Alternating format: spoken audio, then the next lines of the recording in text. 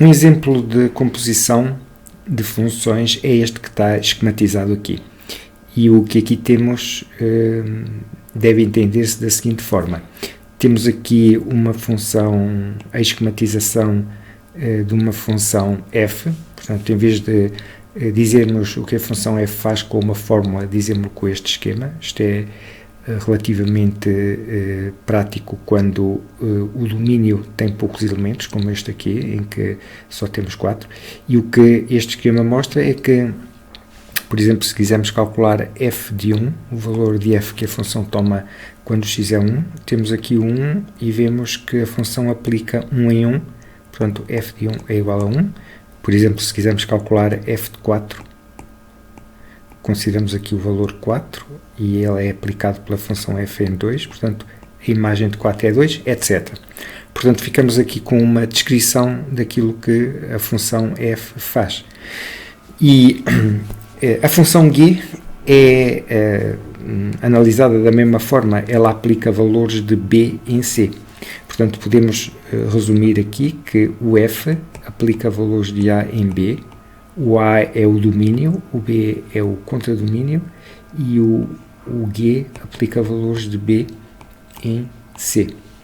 Ora, para nós podermos aqui compor a função f com g, recorda do outro vídeo que vimos antes, se compusermos f com g, primeiro temos a função f e depois a função g.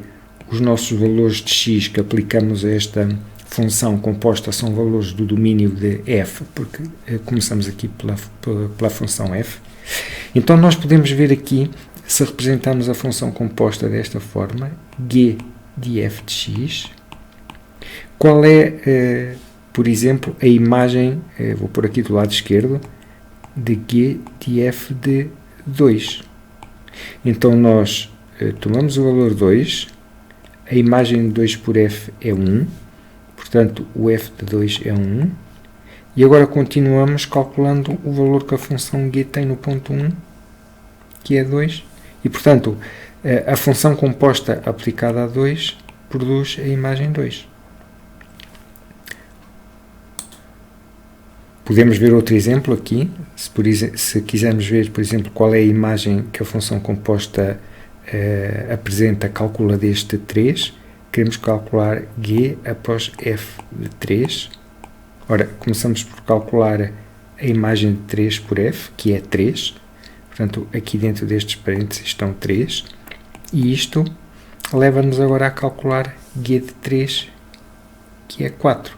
Portanto, a imagem de g após f de 3 é igual a 4. E, portanto, vês que é desta maneira que a função composta funciona.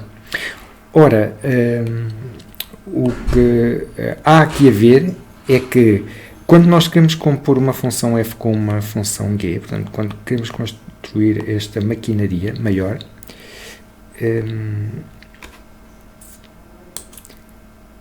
dizia, quando queremos construir esta maquinaria maior aqui, um aspecto que observas logo é que as imagens produzidas pela função f, o que aparece aqui, têm que estar contidas no domínio da função g para podermos dar continuidade ao seu cálculo.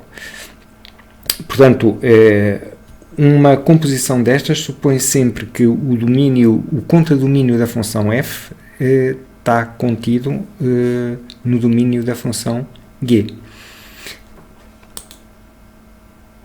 E então deste esquema que aqui está, destas funções e destas, podemos dizer que a função composta aplica a em c, que é o que podes ver aqui.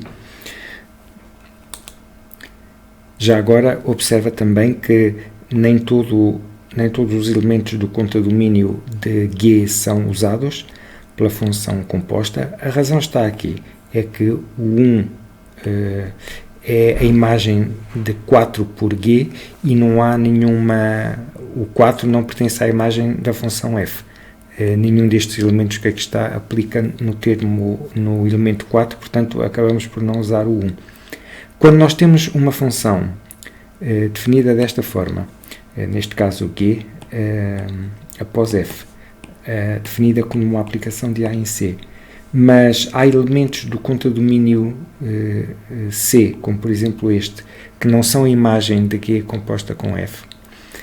Então dizemos que a função, para este caso ou para qualquer outro em que aconteça isto, a função não é sobrejetiva.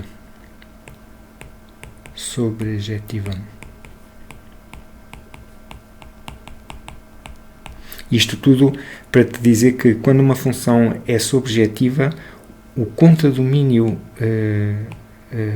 que está definido para ela é exatamente igual à sua imagem, o que não é este caso, porque a imagem da função reduz-se aos elementos 2, 3 e 4.